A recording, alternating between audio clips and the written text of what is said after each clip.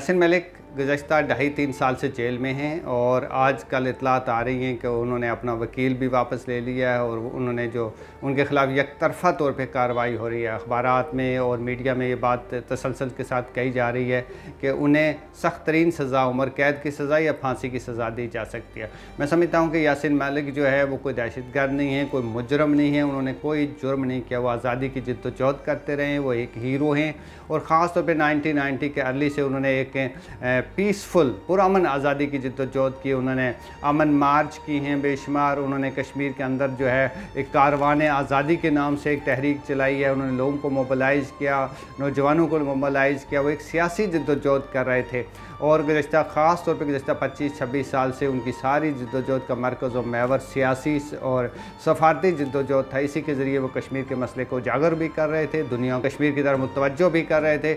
और मैं समझता हूँ कि हिंदुस्तान को तो उनके साथ है, उन्हें फ़ौरी तौर पर रिलीज़ करना चाहिए, क्योंकि जब भी आप सियासी रहनुमाओं को जेलों में डालते हैं तो उसके नतीजे में पुरतशद्दद तहरीकें जन्म लेती हैं, जो तशद्दुद का सहारा लेती हैं, जो ना ही जो इस खित्ते के लिए कोई बहुत ज़्यादा मुफीद नहीं। मैं समझता हूँ कि इंडिया को चाहिए कि वो पॉलिटिकल लीडरशिप जितने भी यासिन मलिक साहब के अलावा भी जो लोग हिरासत में हैं उन्हें रिहा करे, ताकि वो सियासी जद्दोजहद करें, उनके साथ बात करें और जो भी कश्मीर के हवाले से उनकी सोच है, उनकी एस्पिरेशंस है, उनका एहतराम करें। यही जमहूरी ममालिक का एक तरीक़ाकार होता है कि वो लोगों को मुख्तलिफ नुक्ता नज़र रखने वाले लोगों को मौका देते हैं, उनकी बात सुनते हैं और उनके साथ डायलाग करते हैं। उनको कश्मीरियों को जेल में रखने से न पहले कोई मसला हल होगा, न आइंदा कोई मसला हल होने वाला। मैं समझता हूँ, आखिरी बात दोबारा मैं ये कहना चाहता हूँ कि यासिन मलिक जो है कोई टेररिस्ट नहीं है, कोई दहशतगर्द नहीं है, उन्होंने कोई जुर्म नहीं किया। वो आज़ादी की तहरीक के वैसे हीरो हैं कि जैसे कि नेल्सन मंडेला थे, जैसे गांधी थे, जैसे नेहरू थे, जैसे मोहम्मद अली जिन्ना और दूसरे लोग थे।